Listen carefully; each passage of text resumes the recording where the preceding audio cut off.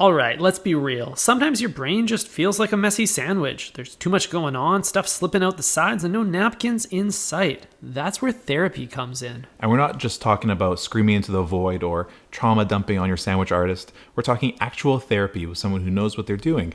And lucky for you, BetterHelp, our paid partner for this episode, makes it easy to get started. No waiting rooms, no weird therapy office smells, just a quick questionnaire and boom. You're matched with a credentialed therapist in a couple days. And if it's not a vibe, switch it up faster than you can switch up your sandwich sauce. So if your brain feels like a chaotic group chat, do yourself a favor, go to betterhelp.com/thinkfresh or hit the link in the description for 10% off your first month. Your future self will thank you.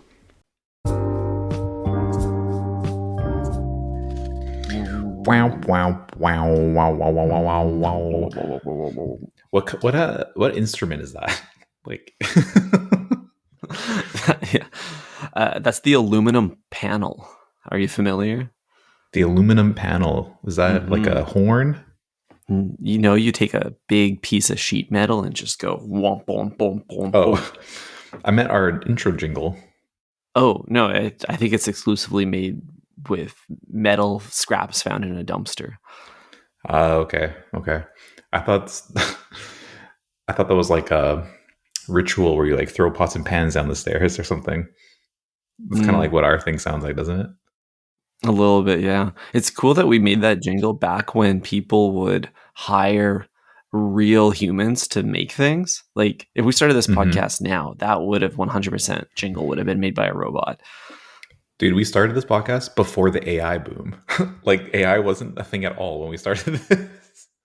We're pre-AI, pre-revenue, pre-idea. Yeah, dude.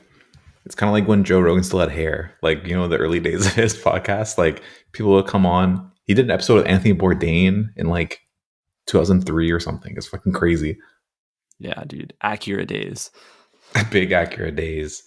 Shout out to Drake. Drake was still Aubrey when we started this podcast. Back when we started this podcast, Drake wasn't even a dad.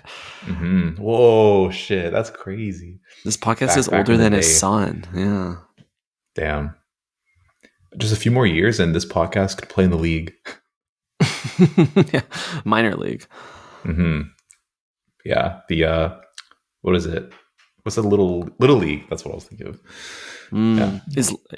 I went to a baseball game last night, actually, Eric. Funny you say that. That's awesome. I just remembered that, actually, now that you reminded me. The Vancouver Canadians, which we all like to dunk on, but they are technically the second best baseball team in Canada. Wow. After the Blue Jays? Allegedly. I think that's the most least creative baseball name of all time. The Vancouver Canadians. Like Montreal already used that for their shitty hockey team. Why do we have to, copy them? But how many beers did you drink? How many hot dogs did you eat? How many innings did you sit through? Talk me through the entire thing. Oh, we'll get into all of that for sure. But I do want to point out that I agree with the name challenge, but I don't think people get into sports because they're like really creative. You know, it doesn't attract the artsy types that want to come up with a clever name. You don't think the Redskins was a clever name? That one was pretty good. Actually, I feel like maybe it's the sports consumers, like people that want to watch sports don't want their team to have some off-putting, like a name that maybe like isolates people. You want a name that has the widest possible appeal. And if you're like Target as a baseball team is all Canadians as your fans, what's a better name than the Canadians? Yeah. I mean, once you do that, though, you're opening yourself up to some kind of racial discrimination. As soon as you align yourself with a country, you know, it's like if you hate Canadians, then you hate the Canadians, if you get what I'm saying. That's true. You can't have international fans. That's right. But if you stood for something the else, Beijing Bobcats, it's like, no, you're not. So, like, if the Vancouver Canadians named their fine team after a sushi roll of some sort, the Vancouver Maki or something like that. Yeah, because they do have the sushi guys that run out onto the field. They got the Is that what sushi happened? race. Yeah, it's true to their history and their lore to have the sushi race. Mhm. But then that could give them Vancouver appeal and some international appeal if you're a fan of maybe a little bit of Kikoman. They could call them the Vancouver Oh. Kikomans, The Kiko Mandem. the Kiko Maniacs. The sushi race at the Vancouver Canadians games is like when all the girls put their phones down simultaneously. You know, what I'm everyone's saying? paying attention. Yeah. It's like the girls are texting throughout the entire game, and then when do they come out? Like bottom of the eighth? I think it's middle of the round, like bottom of the fifth maybe. And for the uninitiated, what happens is 5 people dressed in various sushi costumes, chopsticks, soy sauce, wasabi, maki. They all line up at the second base plate, and then they race through third, through fourth, and all the way, or I guess first, second, third, all the way through home. Winner of the race is crowned the. I think there's like some DraftKings like kind of backroom betting happening on who's going to win the race. I bet on soy sauce last night. Soy sauce limped the whole race, did not win, last place. I'm terrible at this kind of stuff. Dude, I think it's fixed because California roll is a fan favorite, and I'm pretty sure they win every single race. Am I wrong? They did win this race as well. Told you. I think they just put the best sprinter in the California roll costume, and it's everyone's favorite roll. So like we want that to win. Like wasabi, obviously very divisive. You know, not everyone can handle the green. But California roll, it's mayo. It's the mayo of sushi. That's true. It is a comfort food, really. Yeah, it's the chicken strips of fries of Japan. And it has the international appeal as well. But little do the breadheads know, California roll was invented here in Vancouver. So it only makes sense for the Vancouver Canadians to like kind of signal boost the California roll. They should call them the Vancouver Californians. I wouldn't in mind honor that. of that role. Yeah.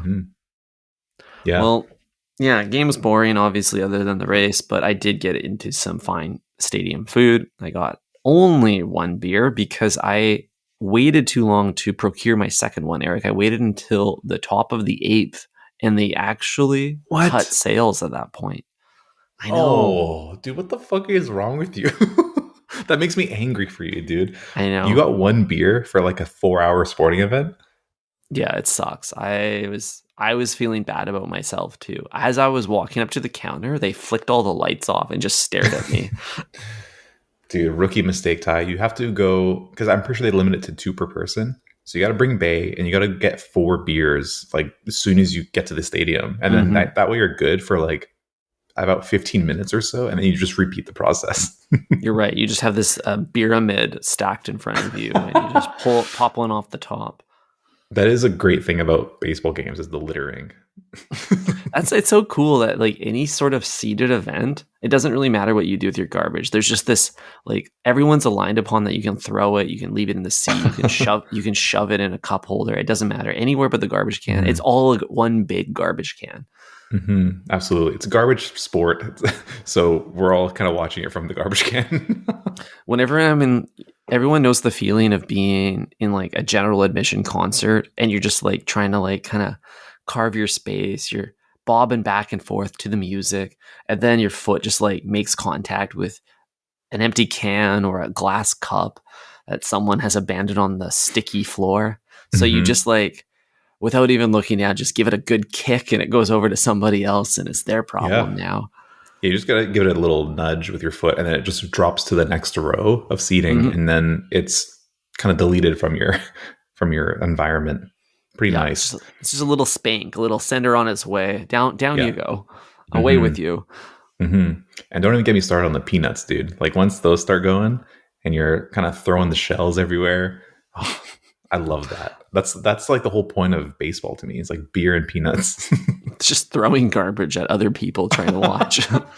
Yeah, exactly. Yeah, like when they come in like the big shells, like the 2, you get 2 nuts per shell. Oh, you're a double nut fan. The double That's yolk. how nature intended. Two nuts stuff. per sack, right? Exactly. That's how we like it. Exactly. No Lance Armstrong over here. No. Yeah, that's pretty cool.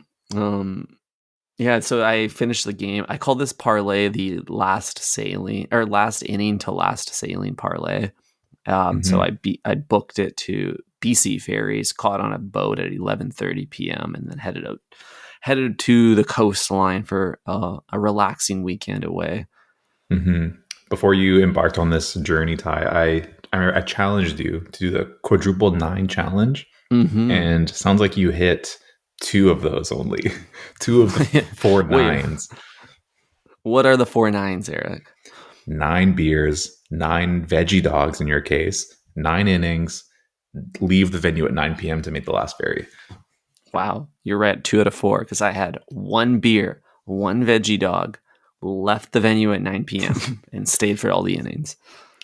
I've never been to a Vancouver Canadians baseball game on my own dime before. Like, it's always like a corporate event. What was it like paying for a ticket? How much are they even? I might go this weekend, honestly. Honestly, these types of games are so affordable. It's like, I don't know, $30 for a mediocre seat. Perfect. Which is like, I mean, it's not $0, but it costs $30 to like walk down the street. So when you think about it, you're getting like 4 hours of entertainment and access to unlimited beers, it's pretty cool. That is really cool. Were there any kind of notable corporate sponsors? Because usually like near first base is like all the corporate tents, and they have like some kind of like hot dog stand, some kind of like taco bar of some kind. What was happening? Was Deloitte, touching grass at this event, or was it Salesforce? Who was it? Slack? Dude, I think some big SaaS company was having a family retreat there for sure. Oh shit! I did try to cross the dugout, I guess, or the stands at some point, and I was denied entry into one of the areas because I didn't have the SaaS company wristband. You didn't have the VIP, the artist pass. So I feel like, I don't know if Atlassian was having a like corporate retreat there, but they were barbecuing something. It smelled great. Would have loved to join their team, even if it was for a quick bite. If I was working the door there, I would have told you that, sorry, you don't have admin privileges. Hell yeah, that's good. Would you like to request access? That's fun. That's Ty. okay. I don't want to hang out with them. I want to grab a 3-foot long hot dog and then sit baking in the sun, watching these guys spank each other on the pitch. I love it. Okay, so we went to the game. It just actually made me think about how friend of the show, Jason Stewart, recently threw an opening pitch at like a Red Sox game or something. One of the big teams at Wrigley. And I was wondering, like, I think it's probably possible for us to throw an opening pitch at the Vancouver Canadians game, because it's like kind of small town vibes at the Canadians game. We're a small town podcast. I think one of us could do it. Maybe like one of us could catch. Well, how's your arm these days? Like, I'm not really much of a thrower. I'm more of a catcher. Trust me, the breadheads could tell. I could throw a baseball, dude. There's no question. What's your MPH? Because they're clocking like 90 when they're throwing these things. I don't know. I'll be happy to get it over the plate, to be honest. That's true. But yeah, I think I can get it on time, on target. If we had someone swinging, it would be a home run, no question, because it's going to be a floaty. I don't think they're going to be able to hit a home run because it will be such an unconventional lob that they haven't practiced it. Yeah, it'll bring them back to their little league days for sure. But when we're on the tennis court and one of us will like knock the other person such an easy shot, they'll set you up for the perfect spike. Just slam that thing as hard as you can. Right. That's always when you blow it. Just smash it right into the net.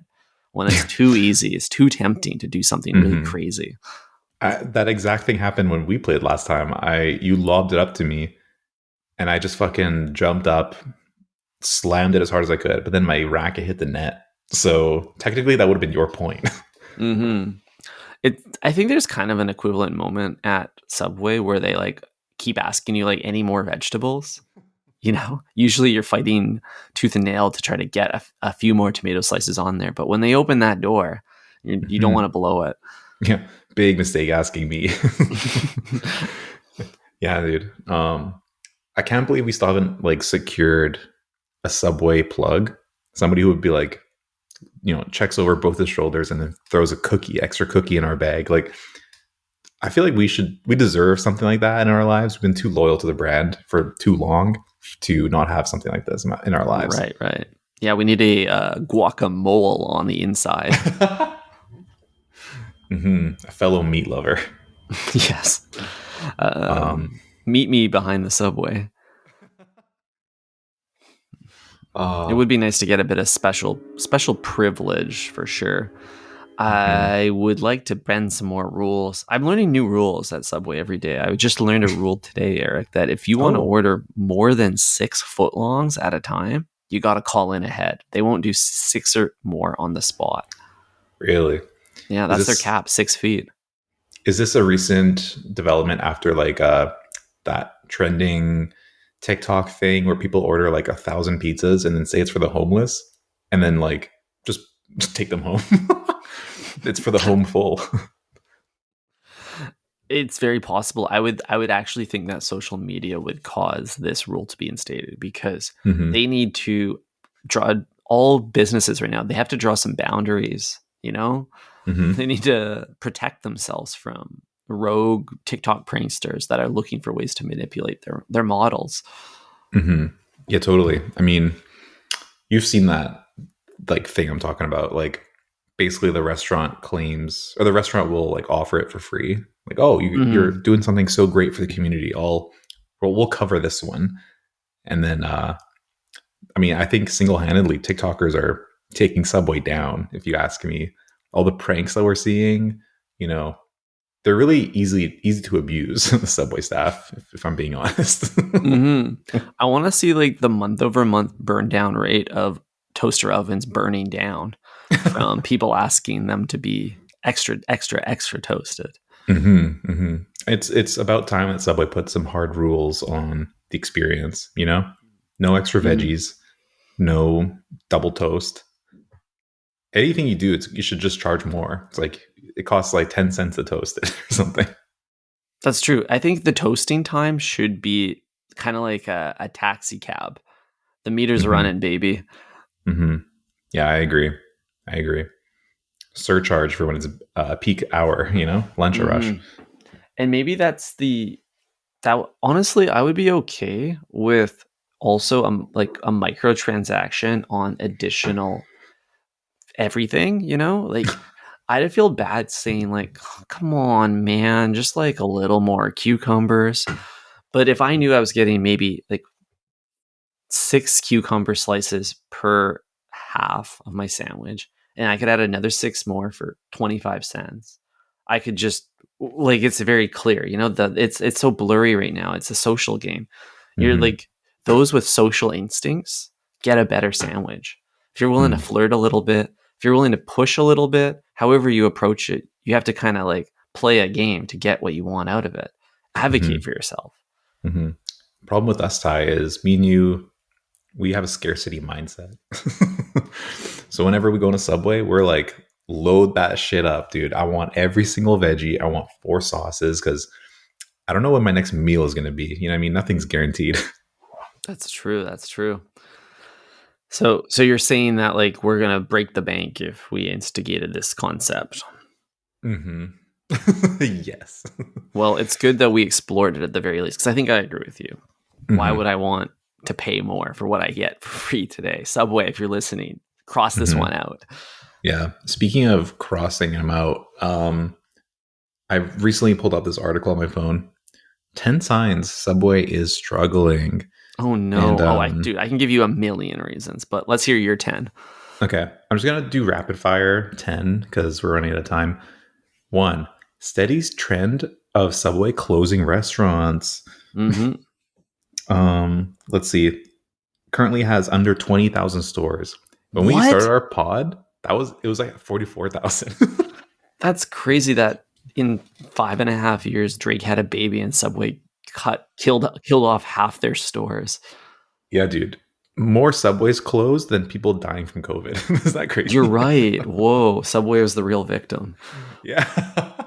The pandemic not only took out grandma, but it took out half the Subway locations. I wonder how You that good there? affected like the inch per square footage. Like, are the remaining Subways operating like over capacity? It doesn't doubt feel it. like it when I go in. No, it doesn't. Whenever we go, even during the middle of lunch, there's like one person there and they're making the sandwiches. Damn. Maybe they should close more. I know. I think they should close more. Not ours, though. We like to go there on occasion. Okay, number 2 is Subway has sold out to private equity. We know this already. Big fucking CEO started 2 weeks ago. Big jerk off CEO who doesn't know shit about sandwiches. What's this guy's background coming from? Real estate? Because Subway's clearly got a real estate issue. Yeah, dude, no kidding. Okay, I Hit me can't with find his another. name. Okay, Subway has experienced turnover in the C-suite. This is what I just talked about. Yes. Eat Fresh, Refresh campaign fucking flopped. Subway has abandoned several promotions ahead of schedule. So even though they offered a 2 for $10 footlong deal in 2020, they basically fucking canceled it because no one was doing it. So I don't know why. Why would you cancel promotion? Maybe you just market it better. I don't know. That's just me. Because people love a deal. Yeah, dude, but this is weird that like it's such a rotating medley of executives trying to run this company, because you and I are theoretically we have the most seniority in the C-suite if we join. Like, if we join the board right now, we've been thinking about these sandwiches longer than any of them. Maybe there's like on the ground floor, there's a few like high school dropout sandwich artists that this is their job for life. They're lifer sandwich artists. Maybe they got a little bit more industry experience than us, but I think we're good for the job. Mm-hmm. Yeah, I think we are good for the job, dude. Our resume is meatier than most of the fucking guys who are applying for this stupid CEO job. Yeah. Anyways, I digress, Ty. Apparently there's some tension between the franchisees and corporate. Not surprised at all there. Subway's taking a whopping 8% of royalties from I think that's fair. In defense of Big Way, I think 8% is a good price. I don't know, dude. I don't know. I think they should be taking more, actually. Maybe. Think about it. What are the franchisees doing? Like, they're using the brand, they're using the equipment. All they're doing is like hiring some teenager to slap together some bread and meat. Yeah, and they don't even supply like the uniforms or the training documentation, or even like Subway probably supplies software for planning out shift work and stuff. So Subway probably has software for managing the pay cycle. So all the franchisee does is kind of act as the project manager, sitting in the middle of all of this, coordinating things. Totally agree. They should take more, honestly. Okay. Next one is Subway's menu and portions have come under scrutiny. Once again, no surprise there. They're pretty limited though, dude, because like they can't reduce the size of the sandwich. That was the golden handcuffs of they can't reduce the size, but they can reduce the ingredients inside. That's true. They can reduce the substance. Theoretically, they can reduce the width and height as well. Like the overall volume could shrinkflate. Would you call this Ty substance abuse? I would also call that the name of this episode. Great, because I just wrote that down. Cool. Okay, let's go back into this, Ty.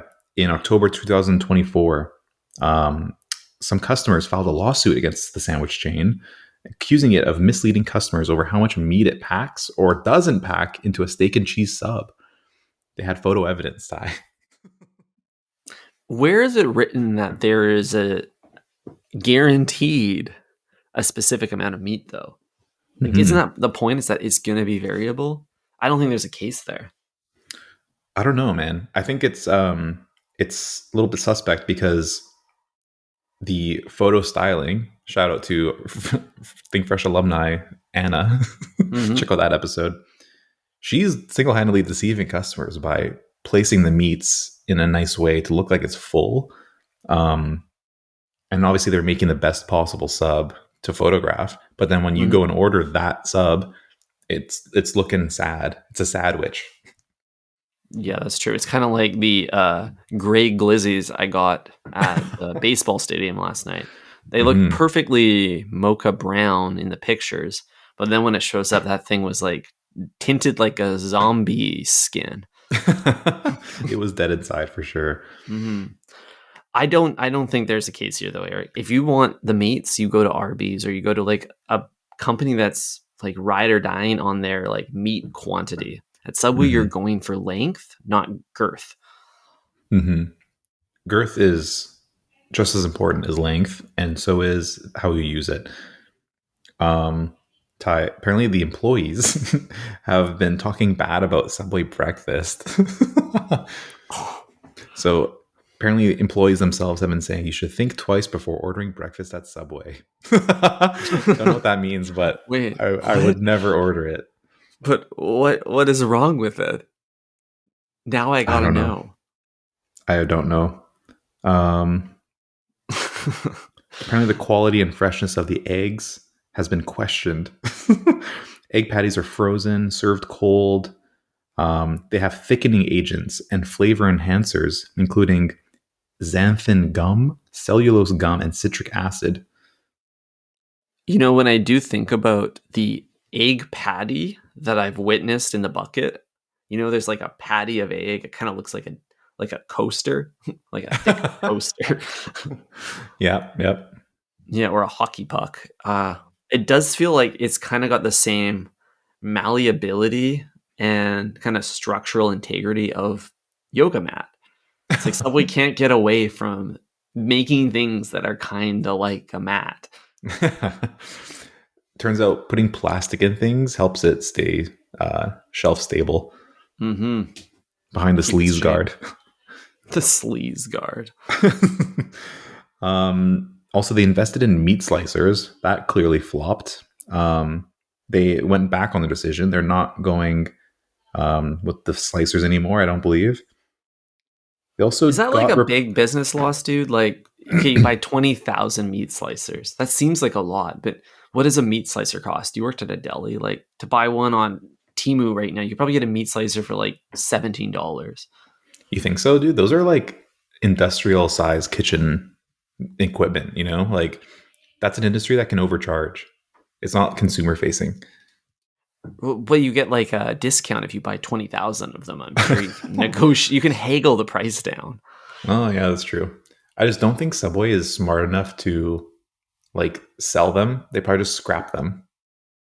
That's my guess. Right. Okay, rapid fire time. Subway was replaced by Rival for their NFL sponsorship. That's why they ain't talking Super Bowls no more. No way. They've also fallen in the rankings of sandwich chains, and that was the last one. So who's ranking the sandwich? Who's ranking the sandwich chain? Like, what credible sources the ranking? Like the notable ranking organization that said Subway has now lost a few places.